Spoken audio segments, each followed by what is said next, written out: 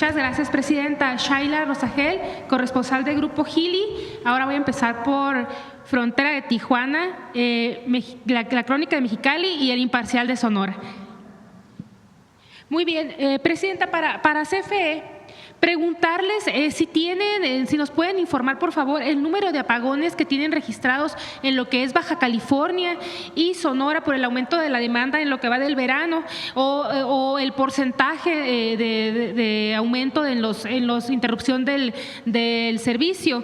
Si esperan más apagones en lo que resta del verano, ¿cuáles han sido las causas? Ahorita comentaban un poco sobre el tema de Mexicali, no sé si nos puedan ampliar también sobre el tema de Sonora, y en cuánto aumenta la demanda en estas dos entidades durante la temporada de calor, ¿no? del verano, que aumenta, sabemos bastante, no sé si tengan el dato.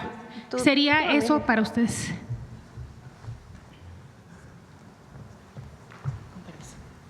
Sí, en primer lugar, apagones no hemos tenido.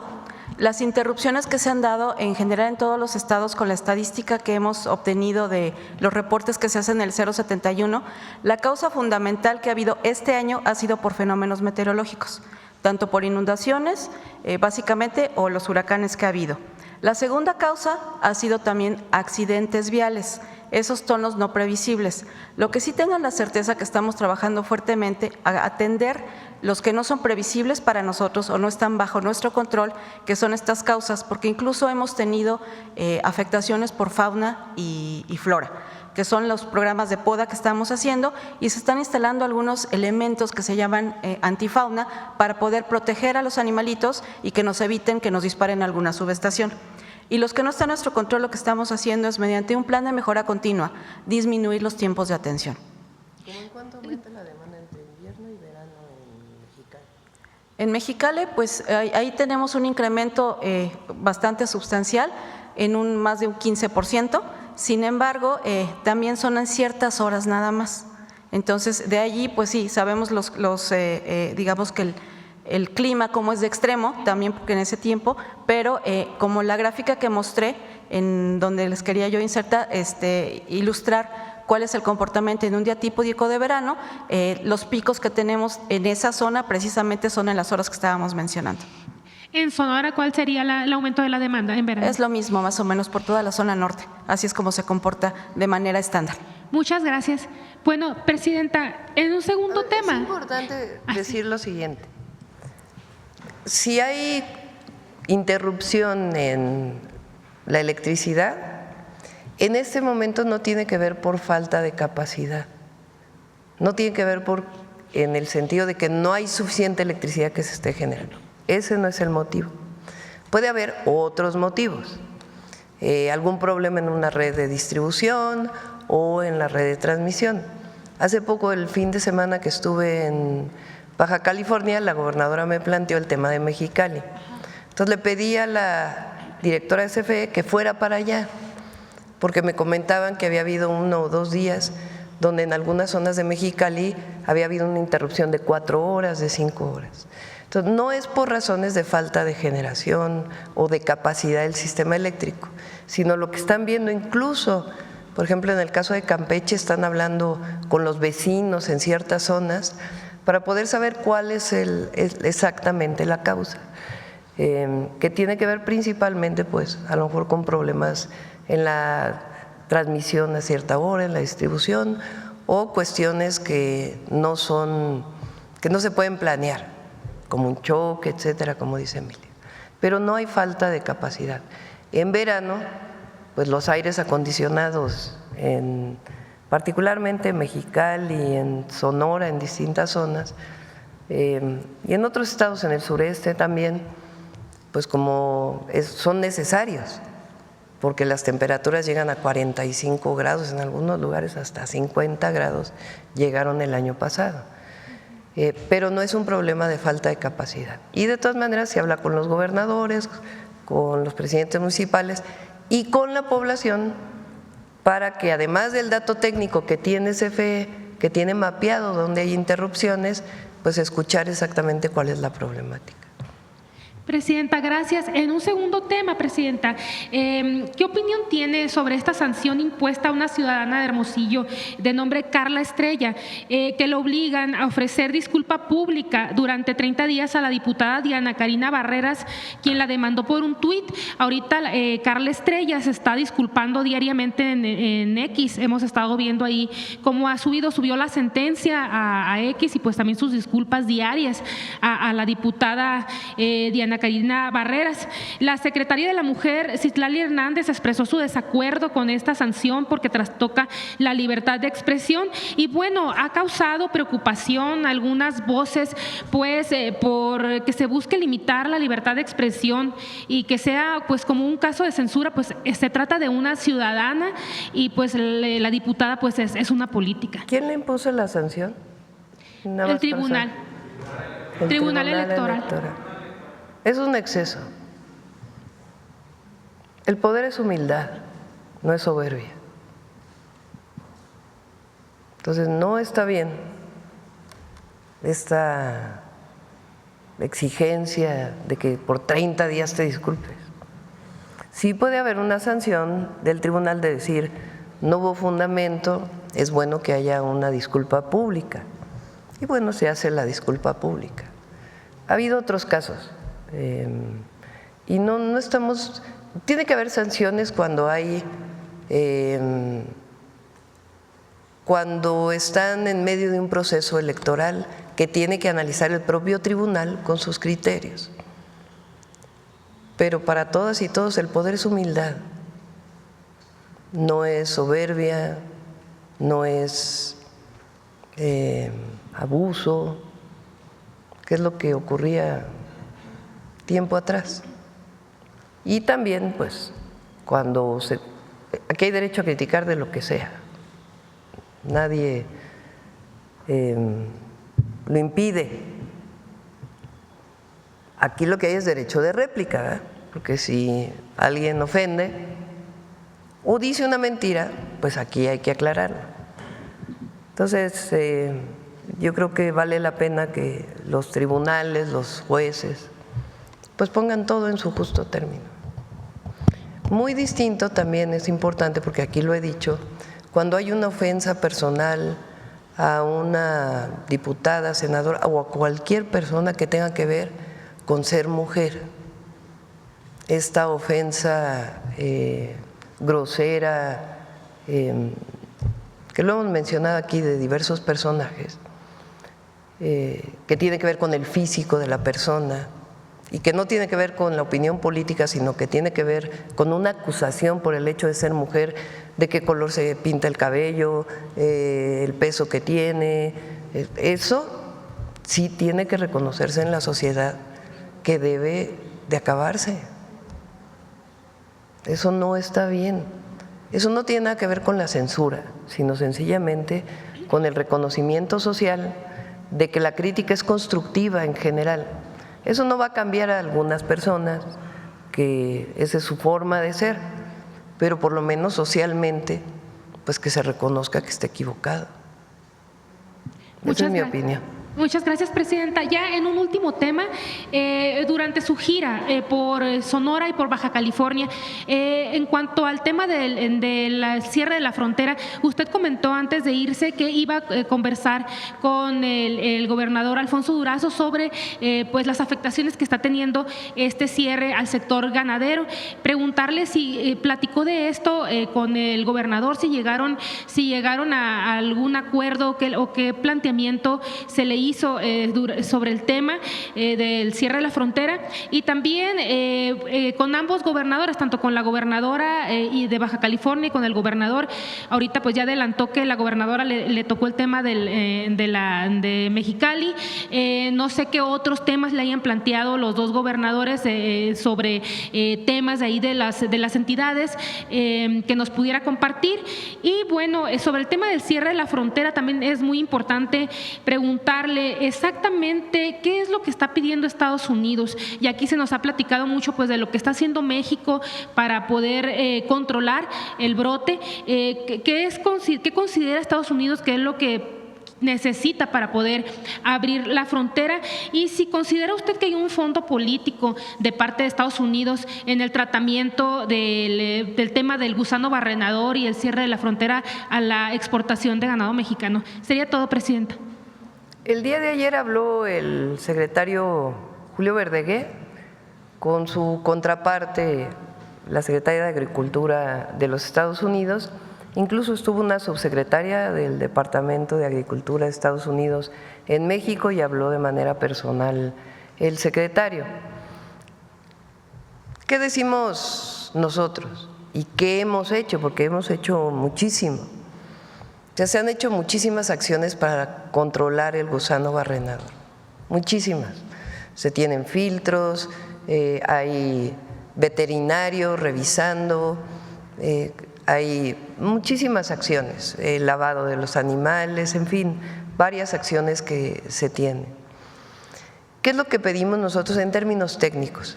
Digamos, si no hubiera un problema político, en términos técnicos.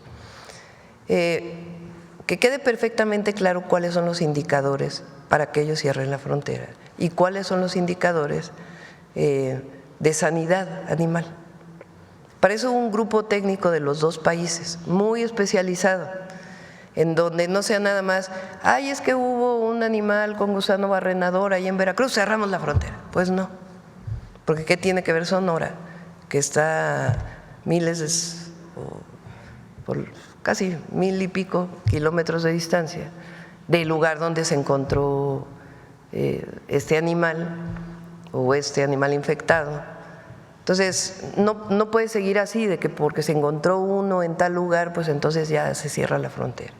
Lo que nosotros estamos pidiendo es indicadores claros, técnicos, para que sea el argumento del Departamento de Agricultura y de la SADER en México. Lo que me comentó ayer Julio Verdeguer es que ya hay más o menos un acuerdo de esos indicadores técnicos. Todavía se tienen que revisar en una semana para que sea un tema de largo plazo, no nada más de cualquier tema con el pretexto de cerrar la frontera. Entonces ese es uno. El otro acuerdo es que Estados Unidos va a dar el recurso, son $300 millones, no, es un poco menos, a ver si como 30 millones. Ahorita les digo exactamente el monto, para poner esta planta productora de insectos que eliminan la mosca famosa, que eliminan el gusano barrenador. Es un control de una plaga de manera natural. Esa planta ya hay acuerdo, se va a instalar, ya hay lugar y solo hay un fabricante en el mundo que lo produce, todo el equipamiento de eso. Entonces ya se está en contacto y esperamos pues que en los próximos 10 meses, 11 meses quede instalada la planta. Eso no quiere decir que son 11 meses para poder abrir la frontera.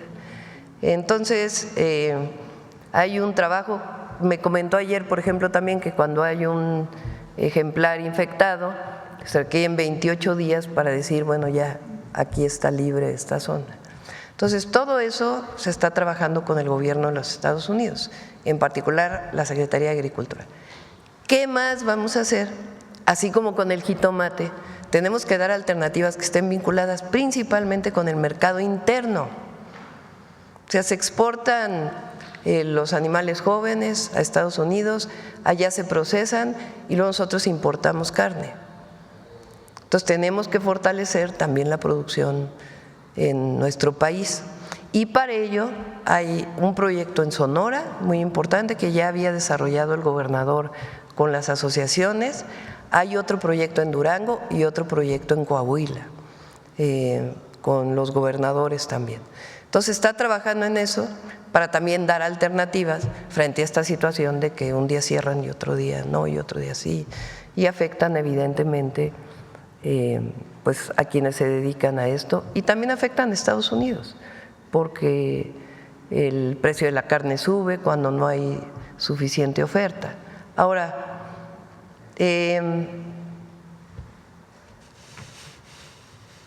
yo pienso que de algunos miembros del gabinete del presidente Trump, pues sí hay un tema más político.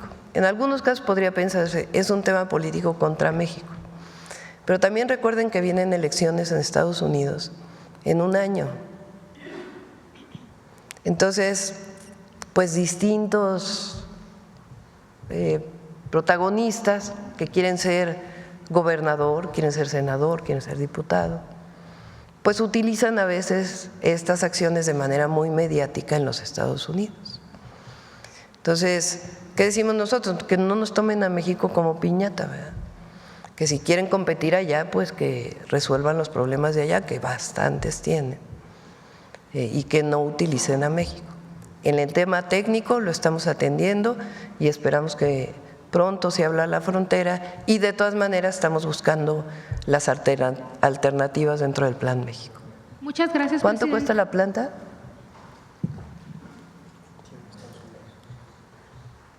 30 millones, perdón, dije 300, son 30 millones de dólares. Sí. Sobre el tema, a ver, ahí atrás. Ahorita vamos para acá. Buenos días, presidenta. Buenos días, invitados, miembros del gabinete. Eduardo Esquivel Ancona, Domo de Cristal. Le quería, la primera pregunta, ¿qué capacidad tiene la Comisión Federal de Electricidad para generar energía limpia? Y si se tienen más proyectos para esto. ¿Y cómo están las hidroeléctricas? Ya las 16 hidroeléctricas que se mandaron a cambiar las turbinas, ¿ya están todas funcionando o todavía están en proceso de ese cambio de turbinas? ¿Y cuánta generación tienen estas? Han hecho excedente de electricidad estas hidroeléctricas.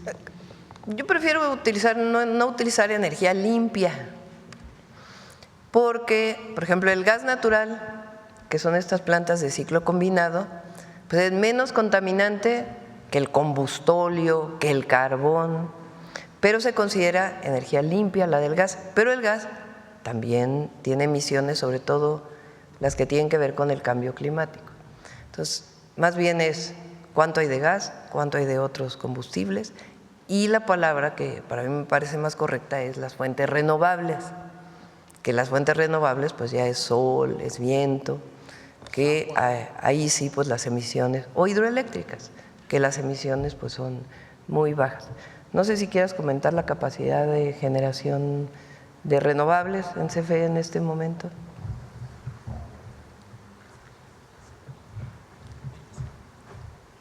Bien, en CFE tenemos de renovables planeada en el plan de expansión 6.400 megawatts, que son la fase 2 que se ha expuesto aquí en otras ocasiones aquí en la mañanera, y actualmente referente a los proyectos en hidroeléctricas ya tenemos en servicio Villita, Infiernillo, Zimapán, que también ya está después de su proceso de rehabilitación y modernización. Está una unidad de Infiernillo, perdón, todavía no están el total, que son 2, que era la 5 y la 6, y El Encanto, Minas y Portezuelo 1 y Portezuelo 2. Las otras están de acuerdo a programa, cuyo programa indica que entrarían en servicio hasta el 2027. Vamos de acuerdo al programa. Muchas gracias. Sí, efectivamente el gas natural es un energético de se transición. Se le llama limpio, pero pues tiene y es de transición a energías limpias, ¿no? Sí, nosotros el planteamiento que hemos hecho es que primero CFE tiene que tener el 54% de generación, eso es lo primero, y el resto, el 46%, lo pueden generar los privados a través de los mecanismos claros que se definieron en las nuevas leyes. Eso es lo primero. Lo segundo, nuestro objetivo es que se genere más con fuentes renovables de energía. Muchos de los nuevos proyectos son de gas, de ciclo combinado, porque es una forma muy eficiente de generar electricidad. Son 2 turbinas, una de gas, y después el calor que sale, que todavía tiene mucha alta temperatura, entra a otra turbina de vapor. Entonces las eficiencias pasan de 35 a 50%.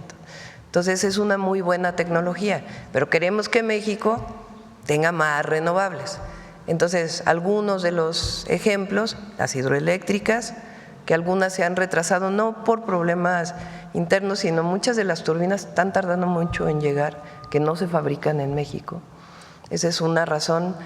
Y la otra, pues son solar, eólica, que es parte del proyecto de expansión de CFE, y también del 46% de los privados. Que son intermitentes, ¿no?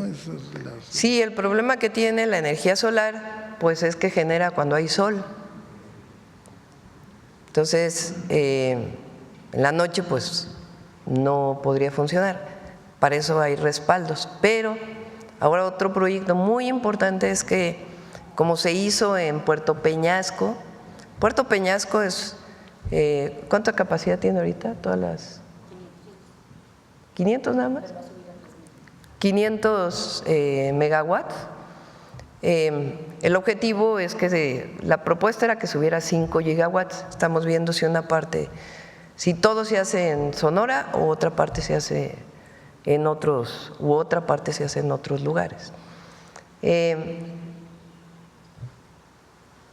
Desde que estaba el licenciado Bartlett y después ahora María Emilia, el objetivo es que todas las plantas solares y eólicas que generan cuando hay viento, que generan cuando hay sol, tengan un banco de baterías muy importante y un aparato que siempre se me olvida, ¿cómo se llama? No, pero sí, no me acuerdo.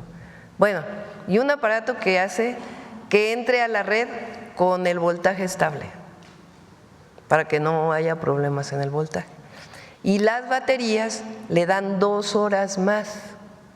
Entonces, por ejemplo, genera, no se consume todo al instante, el excedente de generación pues se guarda en las baterías, se cargan las baterías para que tengamos 2 horas después de lo que se fue almacenando de energía en las baterías.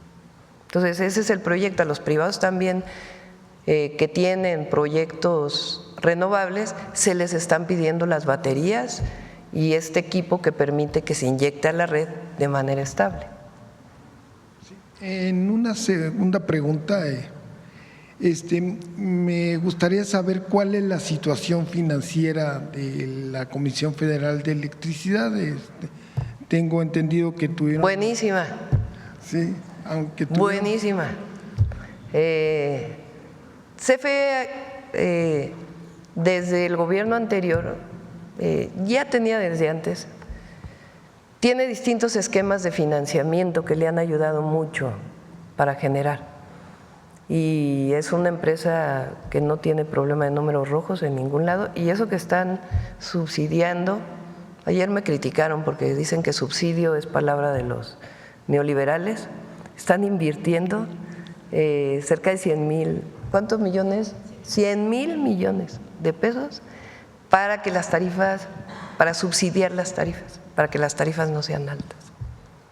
Entonces es una empresa reconocida nacional e internacionalmente. Y ahora que la reforma energética del 2013 la dividió en pedacitos, ya se integró de nuevo verticalmente. Entonces ya es una sola empresa, Comisión Federal de Electricidad. No, más allá de las pérdidas técnicas que pueden ocurrir. Sí, y todo es, o sea, no hay financiamiento del presupuesto de egresos, más que a menos que haya una emergencia. Todos son los propios mecanismos de financiamiento de CFE. Sí, a ver acá para que no… Gracias, presidenta. Funcionarios, buenos días. Presidenta, ayer el presidente Donald Trump presentó su estrategia contra el fentanilo. Hizo varios comentarios acerca de ello, seguramente ustedes los conocen. ¿Qué le parece a usted esta estrategia del presidente y cómo ve la situación de México desde la visión del presidente Trump acerca de lo que está pasando en México con este tema? A ver, lo primero, lo que firmó, que es un acto sobre el fentanilo. Ayer le pregunté a además de a Juan Ramón de la Fuente por el tema de relaciones exteriores, Alejandro Schwartz, ¿se acuerdan que él estuvo en la COFEPRIS y le tocó mucho lo que tiene que ver con la regulación del fentanilo ilegal también? Porque recuerden que el fentanilo se usa, es un medicamento que se usa para la anestesia. Entonces estamos hablando del fentanilo ilegal. Entonces, lo que firmó ya existía en una parte como una cuestión temporal. Ahora lo hizo ley, eso es lo primero. Lo segundo es que sanciona de manera muy alta o le pone más castigos, cargos a quienes se dediquen a producir, fabricar, distribuir fentanilo con penas más altas, de más años. Eso ya lo habíamos hecho en México. O sea, México en eso va muy avanzado. Recuerden que en la Constitución está, nada menos y nada más que en la Constitución, en el artículo 19. Está también todo el mecanismo de control para precursores, o sea, la materia prima que se utiliza para el fentanilo, no solamente para el fentanilo ya producido, sino la materia prima. Y hay un seguimiento desde COFEPRIS, desde Secretaría de Marina principalmente, para estar revisando cualquier anomalía en el proceso formal, digamos, legal, para que no, de ahí no se vaya a lo ilegal. Eso es lo primero. Entonces nosotros ya nos habíamos adelantado desde hace rato para poder poner estas sanciones a, si se llegara a producir, y tráfico y venta. Entonces eso es lo primero. Lo segundo, este argumento ya lo habían dado por parte del presidente Trump, y ¿se acuerdan? Casi cuando entró. Incluso la Casa Blanca emitió un comunicado. Vamos a leer otra vez el comunicado de la Casa Blanca de aquel momento. Presidenta, Ahí voy, me sigo con eso. Es el tuit ayer que me mandaste. No sé ni dice tuit, ¿verdad? Pero seguimos usando el X.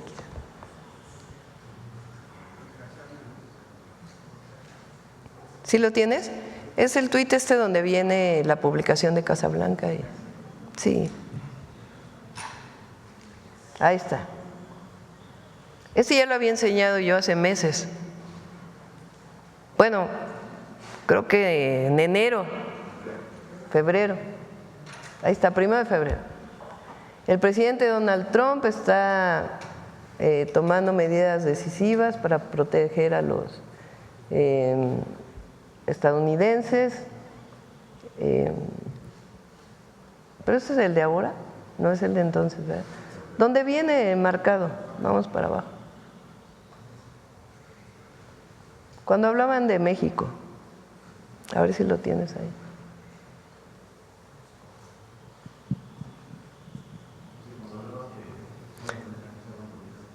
Sí, donde decía que zonas de México estaban controladas con el narco y ponía un ejemplo.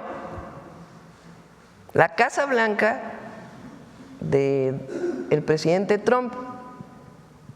Vete más abajo.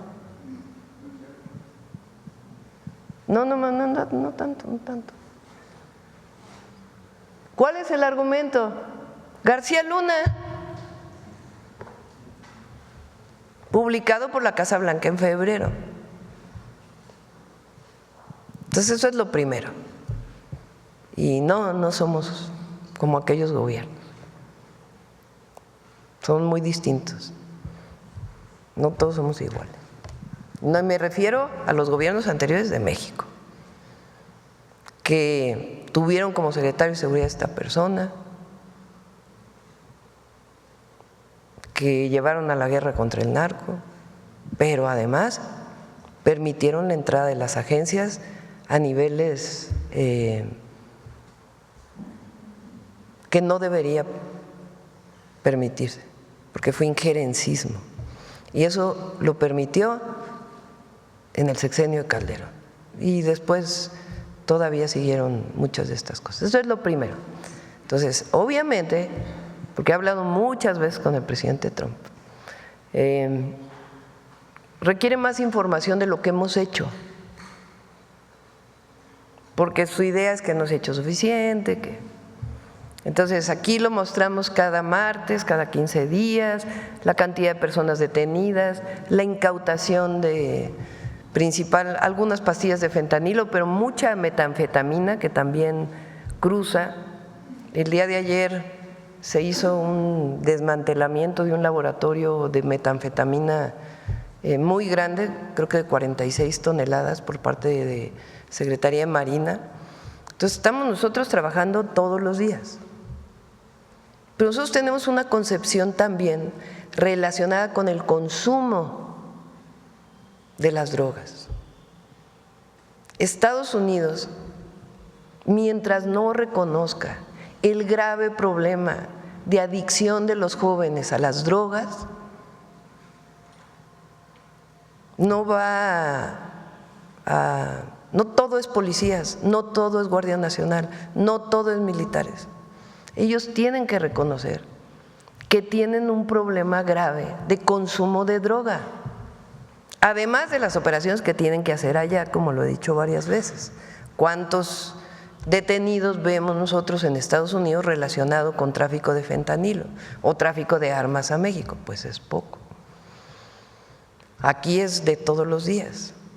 Entonces, ¿qué es el fondo?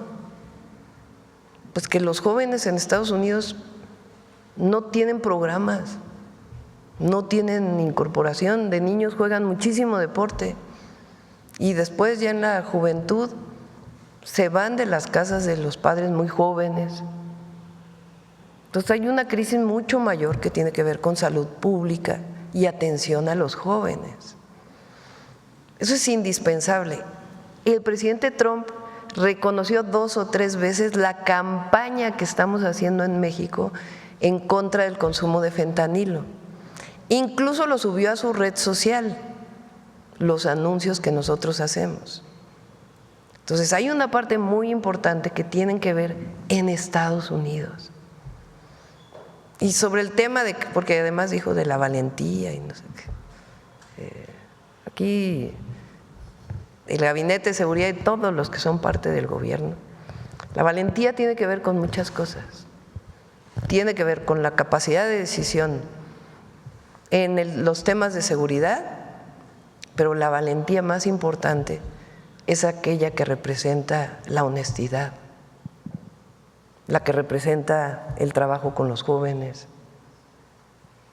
La valentía tiene que ver con conservar tus principios, con no permitir que cualquiera de las críticas afecte el proyecto y lo que somos. Entonces, por eso digo, no somos iguales. Que hay problemas relacionados con la violencia, producción de metanfetaminas en México, sí, nadie lo niega, pero estamos trabajando todos los días. La cantidad de incautación de metanfetamina que se ha hecho y de cocaína y de fentanilo en México, pues es enorme, enorme. Entonces, vamos a buscar que esté bien informado el presidente Trump sobre lo que estamos haciendo. Entonces, le pedí ayer a Relaciones Exteriores que junto con Seguridad, con el secretario Harfuch, se haga una revisión de todo lo que se ha hecho y que lo conozcan tanto los estadounidenses como el gobierno de los Estados Unidos y el trabajo conjunto de colaboración que tenemos con el gobierno de los Estados Unidos para este tema en particular. Presidenta, usted dijo hace rato que muchos de los que hablan del tema, sobre todo en los estados, es porque lo hacen con fines políticos. Esto también es solamente retórica del presidente Trump, porque entiendo que usted le ha platicado de este tema, de lo que está haciendo México. Él ha promovido los programas, como usted dice, en sus propias redes sociales. ¿Simplemente retórica del presidente Donald Trump? Él tiene una manera muy especial de comunicar, lo he dicho aquí muchas veces. Entonces, ¿qué tenemos que hacer nosotros? Porque no es entrar en un debate sobre particularidades o en un conflicto. Nosotros no queremos conflictos con Estados Unidos, lo que sí es que ponemos muy claros nuestros principios, y el principio más importante es la soberanía y el no injerencismo.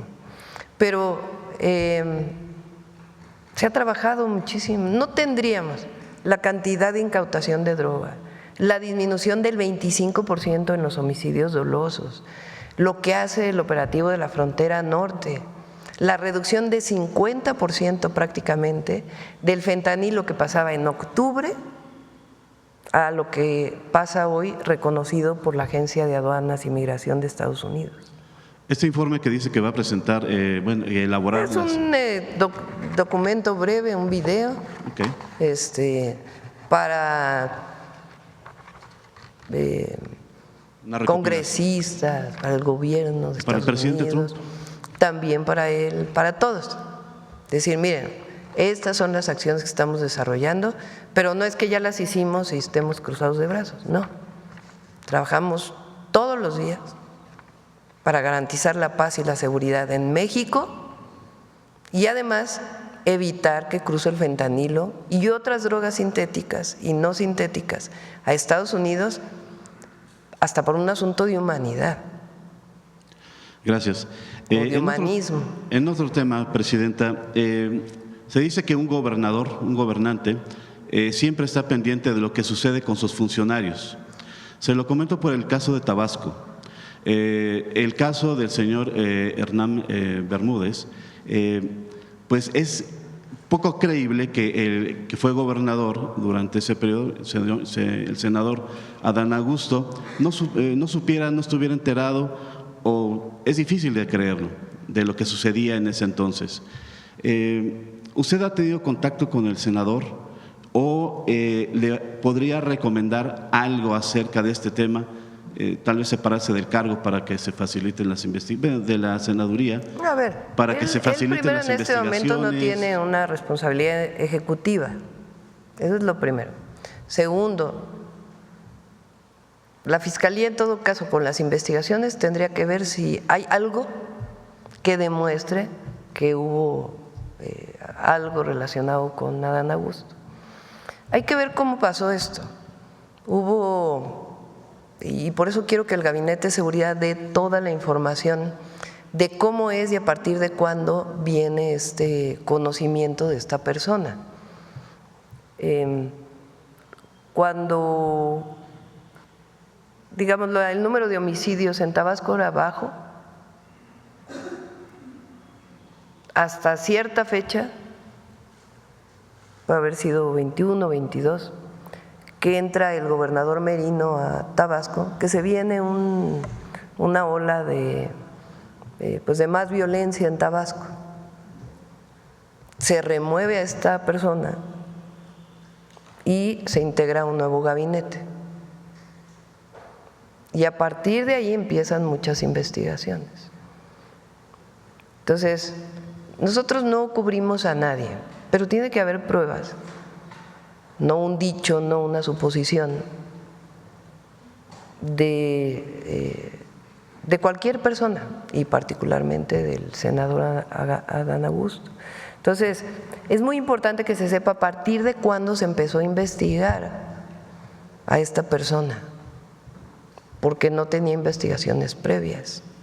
Entonces, todo eso pues aclararlo a la ciudadanía, porque lo usan mucho, pues, este tema recientemente, como luego no hay otras cosas, es y si no otra cosa, y si no otra cosa. Y la transparencia en el gobierno es fundamental. Ha llamado también la atención que el senador no ha dicho nada, no ha salido a explicar, como usted siempre pide, que se explique todo. Pero él no ha salido a decir nada, presidente. Bueno, él tiene también, yo no le instruyo. O sea, nosotros somos compañeros del movimiento de hace mucho tiempo, hoy soy presidenta y él es coordinador del Senado. Entonces yo no les doy instrucciones para sal a declarar, haz esto. Él tiene su propio estrategia de si comunica o no se comunica. ¿Qué nos corresponde a nosotros? Pues informarle a la ciudadanía a través del Gabinete de Seguridad desde cuándo estuvo la investigación y qué se está haciendo, también incluso en Tabasco, porque de nuevo bajó mucho el número de homicidios en Tabasco. Gracias. Otro tema, Presidenta, también hace unos días desde el Arzobispado de Morelia se dio un taller para poder manejar temas… Creo que ya la Iglesia ya aclaró, ¿no? Sobre ese tema. Entonces ya está aclarado por ellos. Ok, ayer también se publicó en el Diario Oficial la nueva ley que tiene que ver con la CURP, básicamente, que es lo que más nos interesa a muchos, como documento de identidad. Yo le preguntaba hace meses, cuando estaba la discusión, de cómo se iba a instrumentar esto. Hay tiempos muy específicos. A mí me sigue interesando el tema de cómo se va a instrumentar la convocatoria de la gente para entregar los datos, en dónde, módulos, equipos, capacitación, software, Presidenta. ¿Cómo se está elaborando esto? A Pepe Merino, que ha estado coordinando esto, y a RENAPO, que es el área del gobierno, junto con la CONAPO, que se dedican a este tema. Hay muchos registros que se hicieron desde antes, como una cuestión voluntaria. Entonces, no es así de que para el día, eso no dice la ley, que para el día tal todo el mundo tiene que tener su identidad nueva. No está en ese plan la ley, sino lo que se quiere construir es una base de datos con resguardo de todos los datos personales por motivos de alguna investigación y también, por ejemplo, les voy a poner un ejemplo. Lo dije el otro día no sé si lo dije aquí o aquí creo que el martes que vino Salud, o lo dije en el meeting en donde estuvimos. ¿Hacia dónde vamos, por ejemplo, en el Sistema Nacional de Salud Pública? El objetivo es que cualquier mexicano se pueda atender, además de que esté todo muy bien, en el ISSSTE, en el IMSS o en el IMSS Bienestar. Que el acceso al sistema de salud sea universal. ¿Qué tema tiene el IMSS? El financiamiento del IMSS pues viene de sus propias leyes, su propia constitución que aportan los empleadores, aporta el trabajador y aporta también el IMSS. Entonces tienen muy clara su función. ¿Cómo puede hacerse universal? Si tengo yo una tarjeta que diga Claudia Sheinbaum, mi CURP es esta, estoy en el ISSSTE, tengo sangre tipo A positivo, creo que tengo.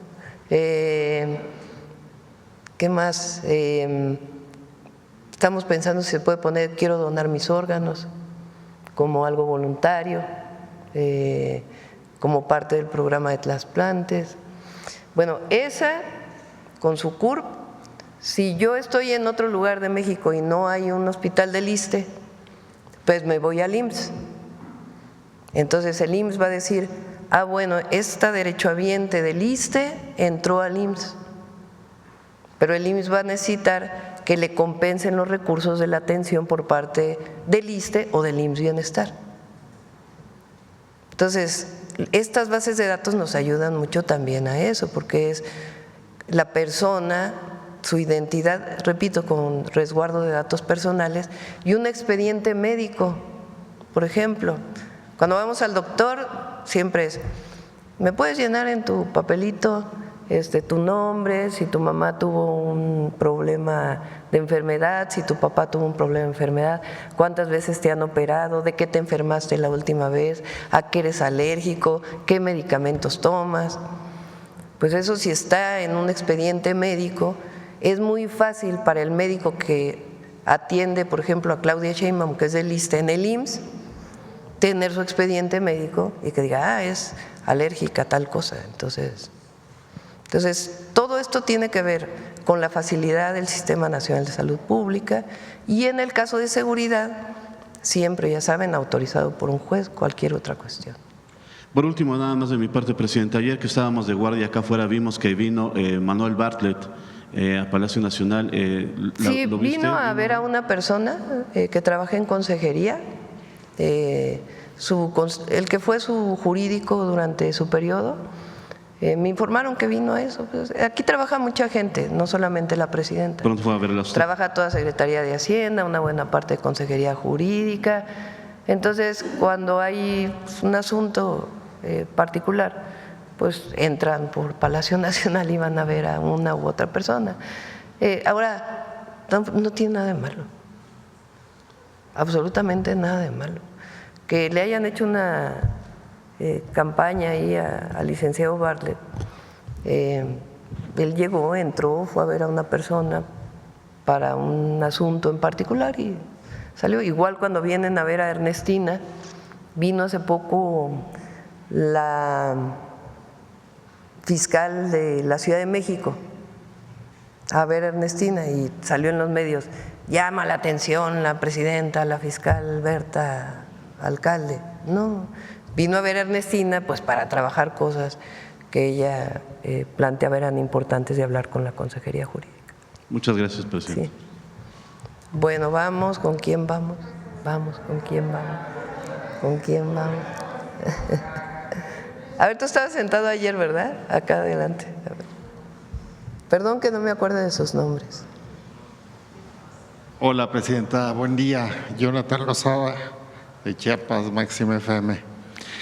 Quería preguntarle con relación a este tema que hemos visto de Estados Unidos, esta crisis del fentanilo. Ha dicho usted en varias ocasiones y ahora mismo también hay que atender las causas allá.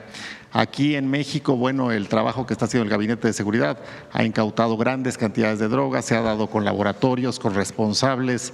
Parece que en Estados Unidos se empieza a hacer lo mismo, pero pareciera que falta también ese punto de atención hacia las causas, hacia los jóvenes. ¿Qué lleva a los jóvenes de Estados Unidos a pues ocupar y utilizar este tipo de sustancias pues que los matan en meses o en semanas incluso? O sea, las autoridades, ¿dónde están en esa atención? ¿Habría alguna posibilidad de abrir una puerta para que estos trabajos binacionales, que por ejemplo están en materia de economía, en materia de seguridad, también pudieran establecer una puerta, un puente en términos de atención a los jóvenes, un trabajo conjunto que pudiera probablemente compartir experiencias o que pudiera atender pues este tipo de pues circunstancias y profundizar para tener un trabajo bilateral en materia de atención a salud pública, salud mental, prevención de adicciones entre jóvenes de ambas naciones? Hay una parte en el acuerdo que está todavía está en las últimas revisiones, por firmarse en el marco de seguridad, que nosotros pusimos, que es atención a las causas. Y también las campañas, recuerden que nosotros tenemos la campaña del fentanilo. El presidente Trump 2 veces o 3 se refirió a que cuando hablamos por teléfono, él consideró que era una muy buena idea las campañas. Se la mostramos aquí cuando vino la secretaria de Seguridad. Entonces, pues debería de haber una campaña muy fuerte en Estados Unidos, que todavía no se da, en contra del consumo o para que los jóvenes y cualquier persona no consuma drogas de cualquier tipo.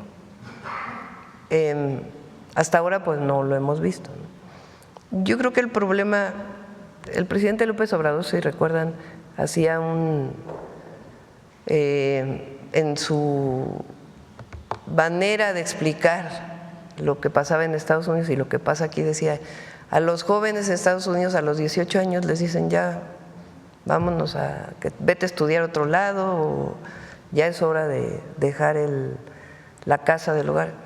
Y él decía, y en México hasta nos pasamos, ¿no? Porque se quedan los hijos hasta los 50 años a veces con las familias. Pero eso tiene que ver con una visión distinta, mucho más profundo que solo una campaña, de cuidado, de apoyo, de dar opciones deportivas, culturales a los jóvenes, que no se separen tan pronto de la familia.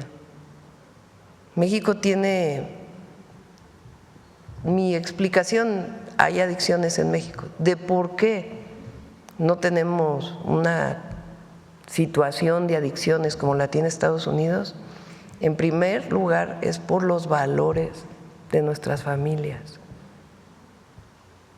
Nosotros,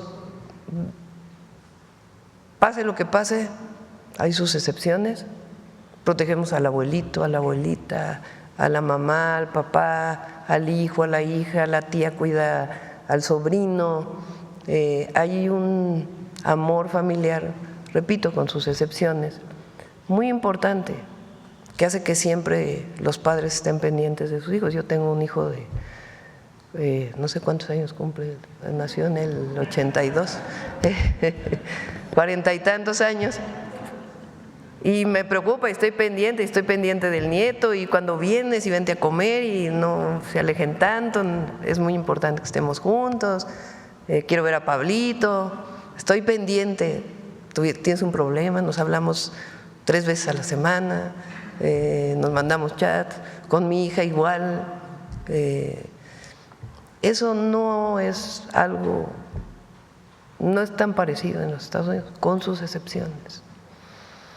Y también, ¿qué hace que un joven consuma fentanilo? Entonces yo decía, una parte es la explicación de nuestros valores y la otra que estamos trabajando. No solamente es la campaña en la televisión, sino recuerden que nosotros tenemos una campaña general que se llama Por la Paz y contra las Adicciones. Se han hecho la clase de box, se trabaja permanentemente en las escuelas primarias, secundarias, universidades con esta campaña. Se involucra a los maestros, a las maestras, para poder informar pues, de la gravedad de todas las drogas, pero en particular del fentanilo. Ahora vamos a ir a una campaña de metanfetaminas. Entonces, se ha demostrado de muchas maneras que hay una demanda en Estados Unidos de estas drogas.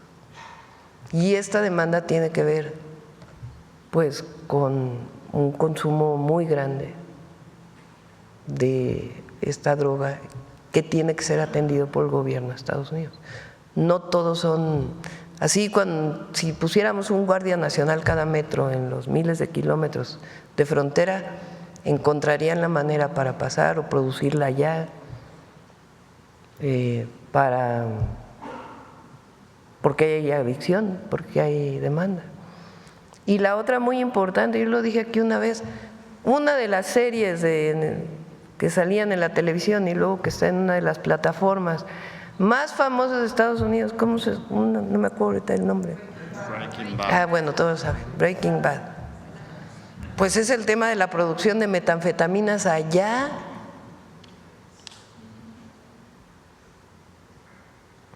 Si uno ve alguna serie de televisión o digo, a mí la verdad ya no tengo tiempo, pero cuando tenía tiempo, se toca el tema del tráfico de esta droga en Estados Unidos.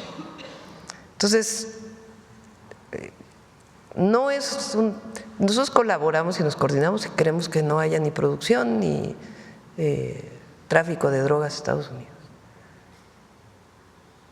Pero el problema de Estados Unidos principal es la adicción. Y esa tienen que atenderla, porque si no es hoy el fentanilo, después va a ser otra droga, como ha habido. Primero era marihuana, luego era cocaína, luego el famoso cristal y ahora fentanilo. Entonces el problema es que no hay adicciones, que disminuyan las adicciones. Contrastan mucho los valores de ambos países en este escenario que tenemos en Estados Unidos. Bueno, lo he dicho en otras ocasiones, el individualismo, lo comunitario en México a través de sus culturas. Eso también influye, claro que influye. Y también cómo sucede en términos económicos, ¿no? El hecho, la dirección o la manera, la búsqueda de hacer dinero en Estados Unidos. En México ha planteado usted una prosperidad compartida y en esto de lo comunitario, ayer precisamente cuando se puso este video que nos compartió aquí del Tren Maya, que fue impactante ver el sureste mexicano no atendido nunca y ahora con todo este circuito magnífico del tren y de las aerolíneas y de los hoteles Maya, etcétera, hablaba de turismo comunitario y me parece que es un punto importante y relevante, no solo en la vocación de México, en la identidad de México, sino como punto detonante, además de otras maneras de ver el turismo, de ver el desarrollo económico, de dar respeto a comunidades. Hablamos, por ejemplo, de Chiapas, de las comunidades mayas, celtales, choles, que están agrupadas alrededor de estas regiones. Y quiero preguntarle con relación a ese punto, Presidenta, el de el turismo comunitario, ¿cómo está planteado o cómo lo está visualizando su administración para convertirlo o si es un eje fundamental también en este proyecto? Es una de las líneas, lo presentó aquí Josefina cuando vino, la secretaria de Turismo, y es una de las líneas de apoyo. Está el gran turismo en México, Cancún, Los Cabos y muchos otros destinos, y el beneficio para las comunidades se queda principalmente en abrir fuentes de trabajo. Ha habido históricamente una migración a Cancún, hay muchísimos nacidos en la Ciudad de México que viven en Cancún o en la Riviera Maya, porque encontraron allá empleo de distinto tipo, no solamente en los servicios, en los hoteles, sino hay muchos instructores de buceo, por decir otra rama, que se ha desarrollado a partir de eso. El turismo comunitario tiene que ver con que los turistas lleguen a comunidades más alejadas y relacionado con actividades que se puedan hacer ahí y que la derrama económica pues no solo quede en el hotel y mucho que se va afuera, porque muchas son empresas transnacionales que no tienen su capital aquí, mucho se queda aquí, pero mucho se va afuera. Pues que la derrama económica vaya también a las comunidades como parte del turismo. Ahora, por ejemplo, con los cruceros que llegan, tiene una mesa de trabajo Josefina con ellos, además de Hacienda por un tema de un derecho adicional que incorporamos, pero el objetivo es que a veces llega el barco, trae a los turistas, se bajan 3 horas y se vuelven a subir.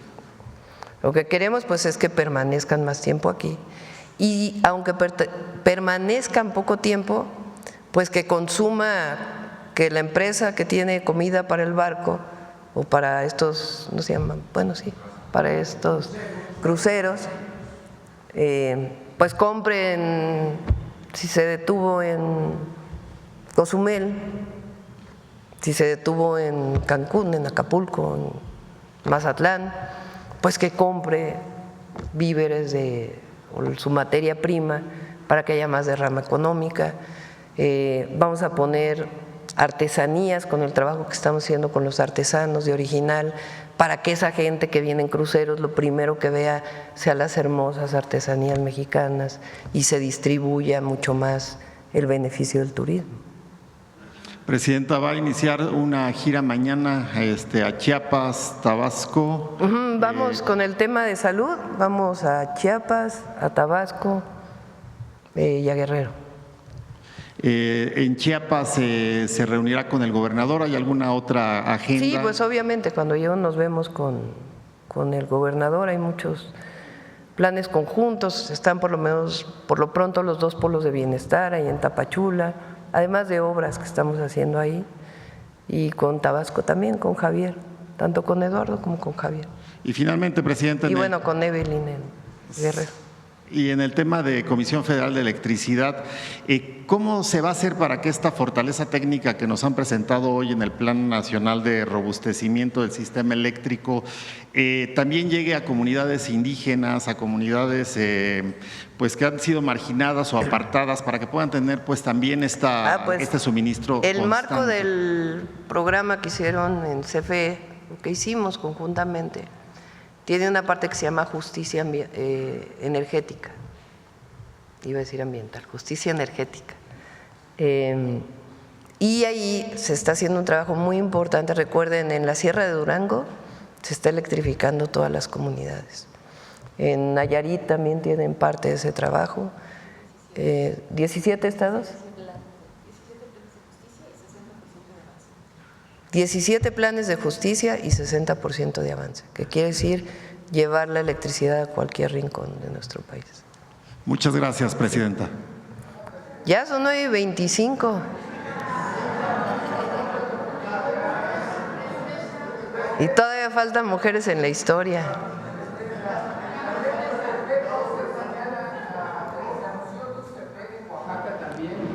Ya les pasamos al rato el itinerario, que estamos por cerrarlo ya, de la gira de fin de semana. Yo creo que cerramos. No, a ver, 2 preguntas más, vamos. A ver, hasta allá atrás que… Acá tú. Y luego acá con Carlos de este lado. Mañana, pero mañana. Hola, presidenta. Adelante. Buenos días. César Huerta, de la revista Polemón. Presidenta, pues hace unos días el dirigente del PAN, Jorge Romero, pues afirmó que renunciaría a su cargo si se demostraba que la reforma a la ley de telecomunicaciones no autorizaba el espionaje a los ciudadanos. Ya se comprobó que la reforma no permite el espionaje y lo que contempla es la geolocalización con orden judicial, la cual ya estaba contemplada en la ley antes de la reforma. Pese a esto, presidenta, pues Romero no ha renunciado. No, pero sí quedó re mal, ¿no? La verdad. O sea, ayer estaba viendo de una periodista, no lo voy a poner, a ver si luego lo ponemos, que sale una que no le gustamos nada. Ten cuidado, ama de casa, porque te van a espiar.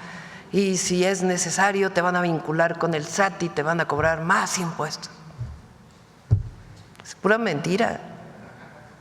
Entonces, pues acá no decimos siempre que lo que decía Monsiváis, ¿no? De que su máxima pues es la hipocresía, la de los conservadores de derecha. Y pues ahora, presidenta, volvió a la carga. El presidente del PAN salió otra vez en una rueda de prensa pues a intentar desviar esta narrativa de que cumpla su palabra con este tema, y ahora la acusa a usted de haberlo espiado, de que su gobierno lo espió a él. No somos iguales. No somos iguales. ¿Por qué no se acuerda de cuando sus gobiernos espiaron? O pues con eso ya sería suficiente. Nosotros no espiamos a nadie por motivos políticos, ni andamos… Para eso tenemos la mañanera, para debatir.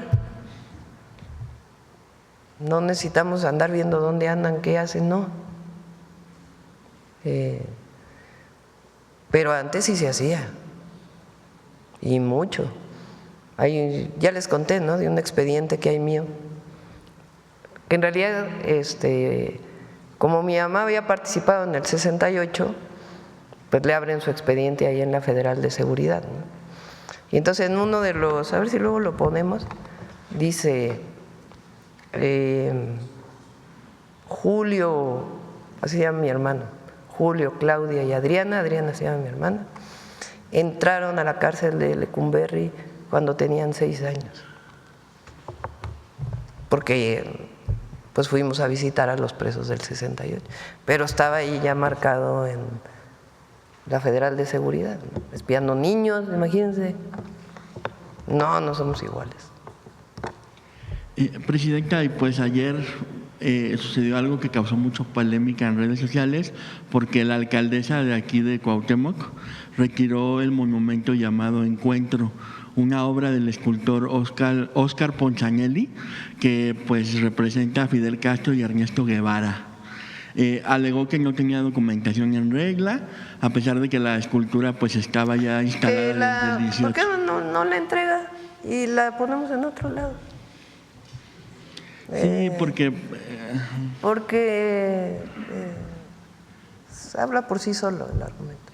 Y es un monumento importante porque, bueno, justo ahí se conocieron estos personajes y también desde Cuba también. Aunque ella hay un dijo que reclamo fue por otras razones. por falta de trámites. Dice. ¿Por qué? Los trámites, los permisos. Ah, pero si tiene ¿cuántos años eso ahí? Está desde el 18. Y que tampoco tenían permiso de instalarse en Cuba. ¿Cómo? Bueno, si primero está mal, pues, pero si su intención es que ya no esté ahí, pues hablamos ahí con la jefa de gobierno, porque es un momento histórico, más allá de estar de acuerdo o no con uno u otro personaje, que tiene que ver con México, ¿no? Van a decir, porque nosotros retiramos la estatua de Colón, se restauró y se colocó en otro sitio, y ahí se puso, bueno, ahorita está la glorieta de las mujeres que luchan, que es de colectivos que decidieron ocupar ahí, pero la joven de Amajá que está a un lado, y tiene que ver, sí, con una convicción de, pues de qué visión hay. Entonces, por eso digo, si no quiere este monumento, pues que se reubique en otro lado y ya. Y por último, Presidenta, pues se presentó un informe. Por cierto, el retiro de la estatua de Colón vino por una demanda muy grande de grupos indígenas, ¿no?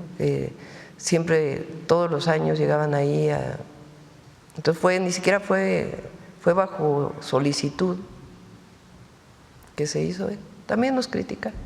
Pero en este caso, si la quiere mover, pues nos ponemos de acuerdo con el gobierno de la ciudad y se ubica en otro lado.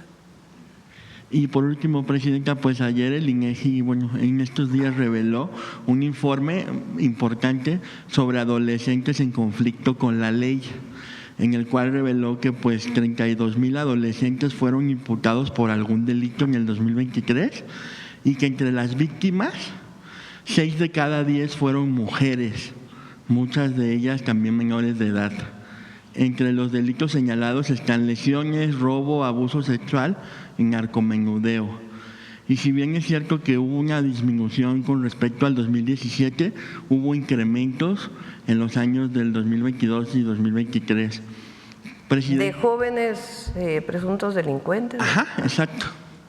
¿Qué acciones pues puede tomar su gobierno para prevenir que los adolescentes cometan delitos y para proteger a las niñas y jóvenes que pues en este caso también son la mayoría de las víctimas? Pues obviamente primero es lo que llamamos atención a las causas, que tienen que ver con más escuelas, más deportivos, más espacios en donde los jóvenes se puedan desarrollar, más acceso a la cultura, ayudar en el marco familiar si es que hay conflictos. Todo eso lo estamos desarrollando y se está haciendo. Las caravanas que hace todo el tiempo Rosa Isela con su equipo y el equipo de Estela Damián en seguridad, que están yendo a los distintos lugares, y el programa máximo de eso que es Jóvenes Construyendo el Futuro, porque si están involucrados por un asunto económico, pues que tengan la opción también de un empleo en lo que ellos decidan como aprendices y después que se puedan quedar trabajando. Entonces se hace todo esto. Vamos de todas maneras a fortalecer algunos otros programas ya para el 2026. Y el otro muy bonito, que es lo de México Canta, que tiene que ver también con otros valores. Me decían, a ver si mañana lo presenta Claudia, que ya está dando un giro la música mexicana de distinto tipo en sus letras. O sea que de alguna manera no solamente es el concurso y quienes participan, no quiere decir que se haya acabado, ¿verdad? Pero sí en términos del mercado de música que se puede oír en distintas plataformas, Me enseñaron una estadística donde ahora hay más canciones de cualquier género mexicano que no hablan de drogas, de una visión de menos a las mujeres. Entonces son muchas cosas que estamos trabajando y sí, no queremos que ni un joven opte por la delincuencia. Muchas gracias, presidenta. A ver, Carlos, y ahora sí ya cerramos, porque ahora sí nos pasamos de tiempo. Buenos días a todas y todos. Carlos Navarro, de Heraldo Media Group. Presidenta, el cobre, el acero, el tema del ganado, pareciera que hay una agenda paralela de Estados Unidos para no permitir el crecimiento de México. ¿México saldrá avante de esta situación? Siempre. México ha salido de distintas… Nuestro pueblo, siempre. Desde la resistencia de los pueblos indígenas hasta crisis económicas, siempre salimos adelante. Por supuesto que queremos que no ocurra, ¿verdad? Y también tenemos la parte diplomática de permanentemente pues estar trabajando para evitar que suban los aranceles o las tarifas famosas, como le dice Trump. Hasta ahí. Presidenta, ha comentado usted que Donald Trump, el presidente de Estados Unidos, tiene su forma de comunicar, pero creo yo que hay un límite. Ha utilizado adjetivos ya muy fuertes. ¿Hasta dónde permitir esto, presidenta? No, pues es que no es permitir o no, él puede hablar. Pues y nosotros contestamos, pero no nos queremos pelear. No, la relación con Estados Unidos es muy importante para México, y de Estados Unidos para México y de México para Estados Unidos. Recuerden que hay 40 millones de mexicanos que viven allá y que además estamos defendiendo frente a una posición con la que no estamos de acuerdo. La relación económica pues es enorme, la relación de familias. Entonces nosotros no queremos polemizar públicamente sobre al tú por tú, no nos ayuda. Lo que sí es que decimos lo que pensamos y defendemos la soberanía y no nos agachamos y exigimos el trato de iguales. Entonces, en este caso, con las declaraciones de ayer, pues son la manera que él dice que tenemos nosotros pues un trabajo permanente que demuestra lo contrario. Y por otro lado, además, buscar siempre salidas a esta situación y también decir lo que pensamos en Estados Unidos, pues de que no están deteniendo armas, que no hay detenciones de los distribuidores de droga, que tienen que tener una visión distinta hacia sus jóvenes. Pero México no está certificado, presidenta, como él dice, por el crimen organizado. No, dice que, ¿cómo dijo? Que tenemos miedo, que no sé qué. Pues no, claro que no. Y repito, la valentía no tiene que ver con… ayer se los decía a los policías de la Coordinación Única, y lo dije en el discurso del aniversario de la Guardia Nacional. La valentía tiene que ver con defender tus principios. La valentía tiene que ver, sí, con estrategia de seguridad, estar atendiendo la inseguridad en México. Sí, tiene que ver pero tiene que ver con muchas otras cosas. Tiene que ver con mantenerte con tus principios, con tus convicciones.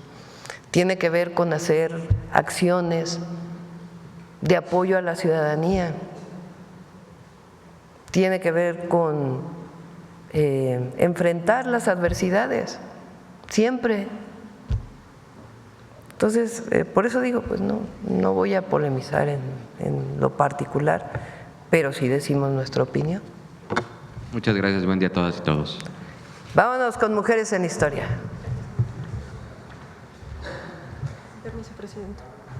Muy buenos días a todas y a todos.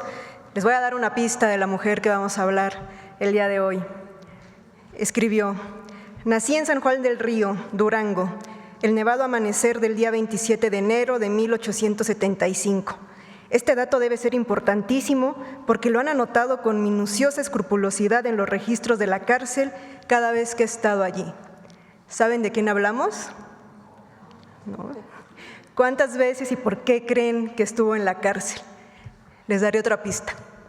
Fundó uno de los periódicos de oposición más importante del siglo XX y en él expuso: ante 16 millones de habitantes, la dictadura ha atropellado garantías, violado derechos y ultrajado ciudadanos. Con ensañamiento salvaje ha despedazado a la prensa independiente, única manifestación que quedaba de la libertad. Ha llenado las Bartolinas de ciudadanos honrados, ha arrancado talleres y no ha respetado ni lo inviolable del hogar. Y cuestiona: ¿por qué son incapaces de defender a nuestra libertad? Por eso hemos venido las mujeres a defenderla, para nuestros hijos, para la posteridad, a quien no queremos legar solo la mancha de nuestra ignominiosa cobardía. ¿Por qué no usan sus derechos? Venimos a usar los nuestros para que al menos conste que no todo era abyección y servilismo en nuestra época. ¿Todavía no sabemos de quién hablamos? No. Conozcamos su historia.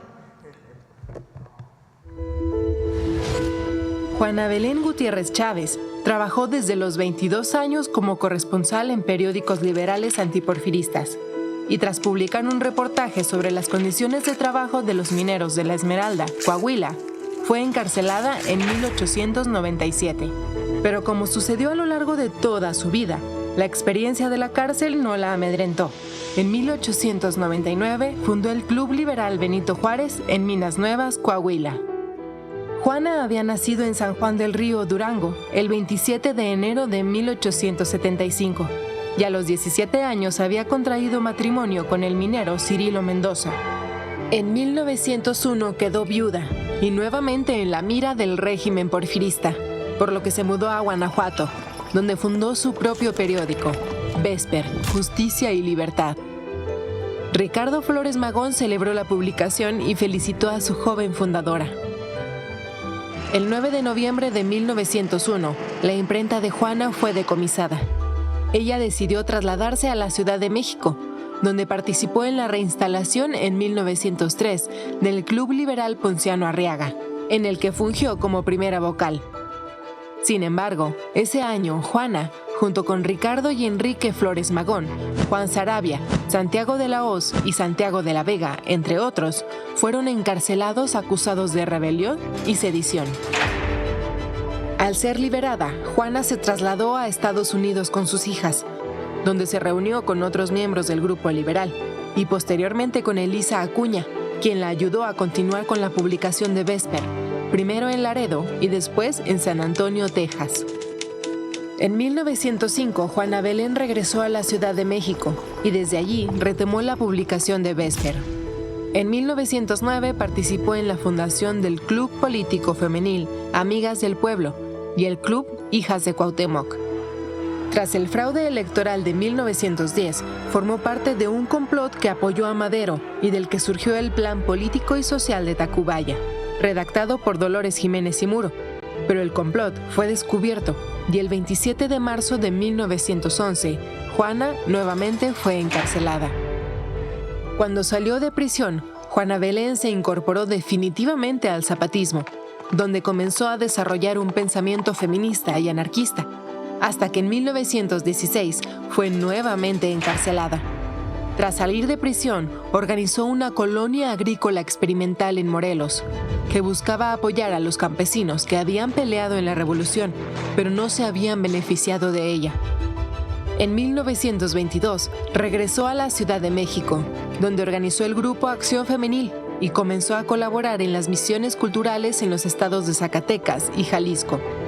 10 años después, retomó la publicación de Vesper, sobre el cual expresó: Vesper surgió a la vida con firmeza de roca y rebeldías montaraces, que nada ni nadie pudo quebrantar, porque Vesper no surgió de los invernaderos de la civilización, surgió de las montañas, entre las asperezas del monte y la inmensidad azul, a donde no pueden llegar las fragilidades de la civilización. En sus últimos años se posicionó con firmeza en favor de la causa feminista y los derechos indígenas, hasta su muerte el 13 de julio de 1942 en la Ciudad de México.